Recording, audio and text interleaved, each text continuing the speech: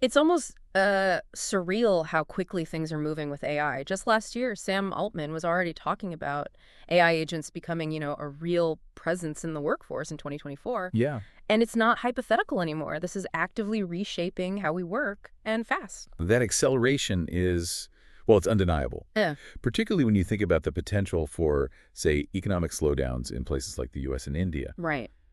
For businesses facing that kind of pressure, AI offers a very compelling route to boosting efficiency and, crucially, cutting costs. Exactly. And to really get our heads around what this means for you, the working professional, kind of navigating this right now, we took a deep dive into a fascinating discussion with an expert who's right there on the front lines. AI education, technology. Think of this as your fast track, maybe, to understanding what's essential and how to not just keep up, but actually get ahead. Yeah, our goal today is pretty simple. Yeah. Just extract the most valuable insights from that conversation and translate them into concrete steps and essential knowledge. Right. We want to give you a shortcut, basically, to becoming truly AI savvy, so you're not just reacting to change, but actively shaping your future within this new landscape. Okay, let's unpack this then. One of the first things that really jumped out at me was this difference between the AI we might already be using, No. standard chatbots, and this much more capable idea of AI agents. Right. What's the fundamental difference there? So the core difference really boils down to autonomy. Yeah. Think of AI assistants as tools that help you with specific bits of a task, answering a quick question, maybe drafting an email. Yeah. AI agents, though, they're designed to handle entire tasks, start to finish, Huh. often with minimal human oversight. That sounds like a pretty significant leap in capability. Can you give us a sort of real-world example of what an AI agent can actually do? Absolutely. The expert we spoke with highlighted an agent called Operator. It's been used in the context of Y Combinator, the startup accelerator. Ah, So imagine you need to analyze thousands of companies, say 5,000, to find potential startup ideas in specific sectors, right. maybe in a market like India. Right. That's a huge job for a person. Exactly. Weeks of work for a human team. Hmm. Operator, though, you give it a detailed prompt, areas of interest, types of companies you want. Hmm. It runs autonomously overnight, scans websites, analyzes data, and then just delivers a curated list. Yeah. Maybe 25 relevant companies out of those 5,000 straight into a spreadsheet. Wow. Overnight. That's not just faster. It's like a completely different order of magnitude in terms of work. It is. So it's moving beyond just answering questions to actually executing complex tasks. Precisely. What are some other examples then of the AI agents out there now? Yeah, we're seeing them pop up across various sectors. Deep research acts like a tireless research assistant. It can digest hundreds of documents on a topic, synthesize the key info Okay. into a report much faster than human could. Mhm. Then you've got business development agents, Artisan AI, Lindy AI, and also more customizable platforms like N8N or Crew AI. Mhm. These can autonomously run cold outreach campaigns, finding leads, sending personalized emails, even handling the follow-ups. 24/7 availability. No breaks needed. Yeah, it's easy to see why businesses are paying attention. Definitely. But this naturally leads to a big question. If AI can handle these kinds of complex tasks, what does that mean for, middle management, even senior management roles? That's the critical implication, really. As AI agents get better and better at managing complex tasks that used to need human oversight, human decision-making, well, companies will inevitably reevaluate their structures. Makes sense. Middle and senior management often make up a pretty substantial chunk of a company's operating costs. Hmm. And if AI can effectively manage workflows, maybe even provide strategic insights, those roles are likely to see, well, significant transformations. Okay, so we're looking at AI's capabilities just ramping up. But there's also this whole geopolitical angle that came up specifically. Donald Trump's efforts trying to restrict the sale of advanced GPUs. Right, the graphics cards. What's the crucial link between these cards and the AI revolution? So GPUs, graphics processing units, they're the fundamental hardware. They make training these really advanced AI models possible. Okay. Without access to high-performance GPUs, it becomes significantly harder for countries to develop that cutting-edge AI capability. So Trump's restrictions on sales to places like China and limitations on India, it's really a strategic move to influence the speed and direction of global AI development. And the thinking behind these restrictions isn't just about getting a technological edge, is it? There's a big economic strategy playing out, too. Absolutely. Yeah. The expert we consulted suggested this is also about potentially incentivizing manufacturing to come back to the U.S. How? Through expanding these dark factories. Dark factories. Yeah, fully automated facilities, minimal human intervention needed. The traditional model of global trade often relies on cost arbitrage, right? Sure, like companies moving production where labor is cheaper. The classic example being U.S. tech relying on Indian engineers because of the salary differences. Exactly that. It's significantly less expensive, Mm-hmm. typically. Mm-hmm. But if AI and autonomous factories can drastically reduce or even eliminate the need for human labor in manufacturing, but other sectors too, then that fundamental cost advantage starts to shrink. Ah, okay. So controlling access to the core tech-driving AI, the GPUs, can be seen as a strategic move to make domestic production more competitive again. It's not just about bringing jobs back in the old sense. It's about redefining what those jobs even are. Maybe more skilled roles managing these automated systems. So these GPU restrictions aren't just some minor trade spat. They could actually reshape global economic power dynamics, Essentially, yes. which leads directly to the question of India's huge IT sector. Right. With AI getting so good at writing code, will the U.S. still need India for IT services in the same way? That's a pivotal question. We're already seeing these powerful AI coding tools emerge, things like Cursor, Windsurf, Bolt, and the latest AI models, like OpenAI's O3. They're becoming incredibly skilled at generating high-quality code, sometimes performing, on par with top-tier human developers. Wow. The future for Indian IT might shift, maybe less mass coding, more towards higher-level tasks, architectural design, complex problem-solving, specializing in integrating AI areas where human creativity and critical thinking are still key. That's a profound shift. The idea of AI performing like an elite coder is, well, it's quite something. It is. And the data the expert shared was even more striking. Within their own organization, Growth School, they found an astonishing property. 65% of the code is currently being written by AI. 65%. Yeah, and that's with a model that's already 2 years old. Good grief. And the founder of Anthropic even suggested we could be just 6 months to a year away from AI generating almost all code. Almost all code. That's a seismic shift for the industry. Huge. What happens to human programmers then? Are they just obsolete? Not entirely, no. Yeah. At least not right away. The concept of human in the loop is still vital. Even if AI writes most of the code, you still need human expertise for defining requirements, overseeing the process, making complex architectural choices.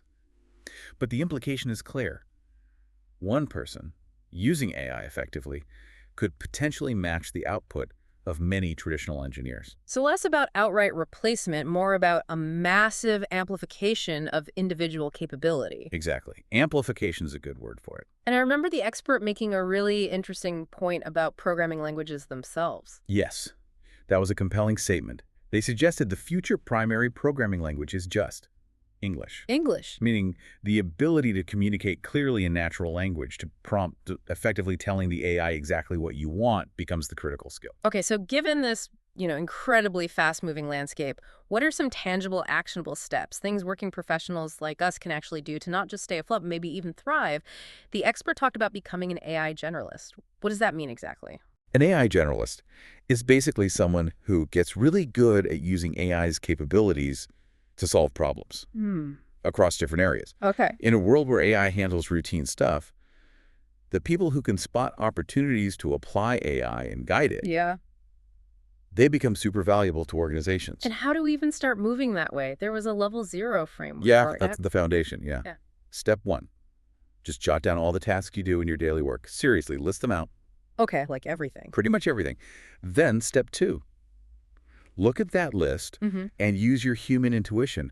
Which of these could AI potentially handle or at least help with significantly? Right. And step 3 is simply to start actively looking for and trying out AI tools designed for those specific tasks. That sounds manageable, but man, it feels like there's a new AI tool launching every single day. How do you avoid just getting overwhelmed, constantly chasing the next shiny object? Yeah, that's a real risk. The expert really emphasized curating your own AI toolkit. Your toolkit. Yeah. Explore a range of tools first. See what's out there, what fits your needs. But then focus on getting really good with just a few key tools that consistently work well for your specific workflows. Don't feel you have to jump on every new thing. That makes sense. Mastery over novelty. Where are some good places to even start looking for these tools? 2 great resources mentioned were there is an AI for that.com. Okay. It's a big database, searchable, categorizes tools for tons of use cases. And the other is Product Hunt. Lots of new tech, including AI tools, get launched and reviewed there by the community. Got it. There is an AI for that and Product Hunt. What about some concrete examples, like for common professional tasks? Sure. If you work a lot with spreadsheets, a tool called Numerous was mentioned as like an AI co-pilot for Excel. Interesting. Need to generate presentations quickly. Gamma is a powerful AI tool for that. And for research, you've got options like ChatGPT Deep Research, Google Deep Research, maybe Grok Research. Interesting that there are different AI tools just for research. Is one clearly best, or does it depend? It definitely depends on the specific task and, crucially, on how well you prompt it. Google Deep Research, which is free right now, was highlighted for its depth, the sheer number of sources it can pull from. Okay. ChatGPT, especially 4.5, is known for its natural writing style and understanding nuance.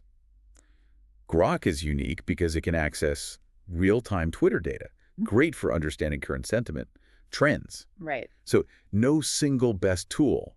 It's about knowing their strengths and weaknesses and using them smartly. Okay, so level 0 is building that initial toolkit. What's the next step up? Deepening our understanding. That's level 1, understanding AI models. Precisely. Once you're comfortable using the tools, level 1 is about getting a basic grasp of what's happening under the hood, how these different AI models actually work. Okay. This includes understanding the difference between, say, reasoning models and non-reasoning models, and also knowing about open source options. Reasoning models are kind of like they can connect dots, make logical deductions, Yeah. like a detective. Non-reasoning models are more about pattern recognition, generating output based on what they've seen before. Reasoning versus non-reasoning. Okay, Yeah. sounds a bit technical. Why does that matter for someone who isn't, an AI engineer? It becomes really relevant when you're dealing with more complex, maybe hypothetical situations. Yeah. Remember that investor meeting scenario? Yeah. A reasoning model like O3 High, O1 Pro, DeepSeek R1, Gemini Deep Thinking would be better at analyzing the investor's values, assessing how your company aligns, even anticipating tough or rude questions they might ask. Right, compared to just a text generator like GPT 4.5? Exactly. GPT 4.5 is great at predicting the next word, generating text. But for that deeper hypothetical analysis, a reasoning model might have the edge. Different tools for different jobs. So different models have different strengths. Got it. And you mentioned the limitations with really long documents, context windows. Yes, that's a key concept. Yeah. Standard large language models have a limit on how much text they can remember or process at once. That's the context window. So if you feed it a massive document, like a 450-page legal agreement, it might lose track. You might need specialized tools or techniques, maybe platforms like Humata or Google's NotebookLM, that can handle and index large amounts of info better. Interesting. And there was also that practical tip about using voice mode for brainstorming with AI. Yeah, just a suggestion for engaging more fluidly. Sometimes talking it out, exploring ideas conversationally with the AI can be more productive than typing, especially for brainstorming. All right, so we've built our toolkit, got a basic handle on models. Now we need to tell these tools what to do effectively. Level 2, advanced prompting. The expert shared that magic prompt formula. What are the key parts again? The magic prompt formula has 5 elements: role, objective, context, instructions, and notes. The big idea is just be super precise and detailed, like you're briefing a new team member on a really important task. Okay, let's break those down. Role. Role is assigning a persona to the AI. Like, you are a top-tier copywriter specializing in SaaS startups. This helps it tap into the right knowledge domain. Makes sense. Objective. Objective is clearly stating what you want. Write 3 distinct visions of landing page copy for our new productivity app. Crystal clear goal. Okay, setting expertise, defining the outcome. What about context? Context gives the background, the why. This landing page is crucial for our launch next month. We have a significant ad budget riding on its success. Gives the AI the bigger picture, the stakes involved. Got it. And then instructions. Instructions are the specifics, the guidelines. Focus on benefits over features. Use a conversational tone. Include a clear call to action. Target audience is busy professionals. The nitty-gritty details. Okay. And finally, notes. Notes are for anything extra. Constraints, feedback, things that don't fit elsewhere. Avoid using industry jargon. Make sure the headline is under 10 words. That sounds like a really solid framework for getting much better, more targeted results from AI. It really helps. So we've gotten good with text AI, but then the expert mentioned going beyond text level 3 into diffusion for images, video, audio. Why is that relevant if you're not, say, a graphic designer? Well, diffusion is basically how AI creates images, video, etc. Think of it like starting with random noise, like static on an old TV. Okay. And the AI gradually shapes that noise into a coherent image based on your text prompt. Understanding this opens up new tools for problem solving, even if you're not traditionally creative. How so? Well, even in non-creative roles, imagine generating custom visuals for a presentation quickly, or creating AI audio for training materials. Mhm. Just understanding these texts gives you an edge. It broadens your problem-solving palette. Okay, so what are some key tools in this diffusion space to be aware of? For starting with images, tools like Levin Labs, Midjourney, Leonardo AI are good entry points. Right. If you want more control, more advanced stuff, then Stable Diffusion, Comfy UI offer more flexibility. For video, which is moving super fast, check out Runway ML, Luma Labs, Sora, Google's VO. It sounds like level 3 is about broadening our horizons, understanding AI's creative side, and how it might apply, maybe unexpectedly, in our work. Now we're moving into actually building things. Level 4, building AI agents in automation. Email automation was the prime example. Can you walk us through how that progresses through the levels again? Sure, so L0, level 0, you're Oh, just doing all your email manually, reading, replying one by one. the default state for most of Right. us. Then L1, level 1, you understand models. GPT-4, 4.5 are good for writing text, good for replies. Okay. L2, level 2, prompting. You craft that detailed prompt, maybe for an executive assistant, AI persona, Yeah. telling it the tone, how to handle different email types, when to flag things for you. Right, using that magic prompt formula. So by level 2, the AI could write great replies if you prompted it each time. But level 4 is where the automation kicks in. Exactly. L4 is where you use tools like Make.com or Zapier. You connect your Gmail to OpenAI, for instance. Ah, connecting the pieces. Yeah, you build the workflow, Mm-hmm. new email comes in, triggers the AI, it reads it, applies your prompt, generates the reply, maybe even sends it, all automatic. You can add logic too if it's from the boss. Don't auto-reply, flag it for me. That sounds incredibly efficient. But also slightly terrifying. The expert warned against just blindly automating everything, right? Absolutely critical point. You need robust logic. Important client emails, critical customer issues, Yeah. maybe those need human review before anything goes out. You don't want the AI messing up something high stakes. For sure. This is where you see these AI consultants and AI agencies emerging, helping businesses build these systems responsibly. It also touches on that idea of service as a software. AI does most of the work. Humans handle the exceptions. Okay, so level 4 is automating existing tasks with AI smarts. What's the final level? Level 5, building full-fledged solutions. Level 5 is the big leap.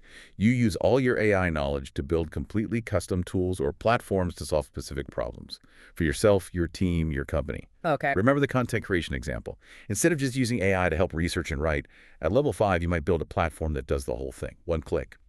Research, script, maybe even basic visuals. Wow, okay. Moving from user to builder, how is that even possible for someone without traditional coding skills? Well, this is where that concept of vibe coding or VIP coding comes in. Vibe coding. Yeah, basically building software by just telling the AI what you want in natural language. Yep. It's still early days, but it's developing fast. We're moving towards this era of personal software, individuals building their own custom dashboards, their own tools. That sounds revolutionary, actually. Right. But navigating all this, keeping up, it requires a certain mindset, doesn't it? Curiosity, continuous learning. Absolutely. That was a huge emphasis. Staying ahead means committing to learning constantly, building new context every day. AI might seem technical, but it's getting more accessible. The key is being willing to play, to Yes. experiment. Mm. AI presents, both the best opportunities and maybe some real challenges. Actively engaging with it is crucial. Finding Yeah. that balance. Okay, so just to quickly recap the journey we've taken you on, we looked at AI agents, the global context, the impact on industries like IT in India, and then that 5-level framework. Build your toolkit, L0 Laro, understand models, L1, master prompting, LN2, automate, L3, and build solutions, L4. Wait, let me recheck those levels. Yeah, level 0 is toolkit, level 1 models, level 2 prompting, level 3 was diffusion going beyond text, level 4 is automation and agents, and level 5 is building those full solutions. Right. Toolkit, models, prompting, diffusion, automation agents, and then solutions. Got it. 5 levels plus the base. Exactly. And the immediate call to action for you, the listener, is really just look at your own workflows. Where can you start integrating AI? Start small, experiment with the tools and techniques. And for that final thought to sort of cue on, think about one specific task you do regularly. Something time-consuming, maybe inefficient, maybe just plain tedious. Hmm. How could applying these principles, this framework, completely transform or even automate that one task? Maybe that's your starting point. Pick one small automation project for this week. Yeah. Start small, build momentum. The transformative potential of AI is just immense. And honestly, the ability to adapt, to keep learning, that's going to be absolutely essential for thriving in whatever the future of work looks like.